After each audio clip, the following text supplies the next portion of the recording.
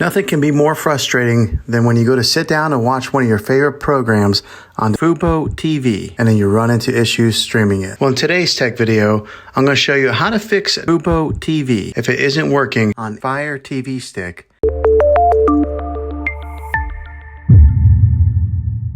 Let's see if we can fix your problems and get your FuboTV back up and running as quickly as possible. The first one, it's the easiest one to try, and that's to unplug your TV from the wall outlet and wait 60 seconds. Now don't be impatient here, wait the whole 60 seconds, then plug it back in. This is very different from turning your TV on and off with your remote control. This is what we call a hard reset of your TV, so make sure you do this method. If that doesn't work, then find your router that is giving you Wi-Fi and unplug the power to that for 60 seconds. Then plug it back in. If it fixes it, great. If not, let's go ahead and move on to the next method. Try deleting the FuboTV on your TV. Apps are located on your system and remove the app altogether. Then reinstall it again. After you reinstall it, you might have to log back in with all of your credentials, but hopefully this will work. And if that doesn't work, then I recommend buying an affordable Roku stick, Fire Stick, or Apple TV 4K.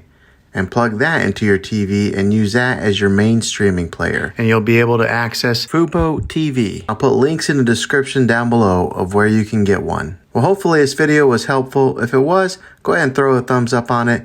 Go ahead and subscribe to my channel. I make tech videos all the time, and I would love to have you back in the next one.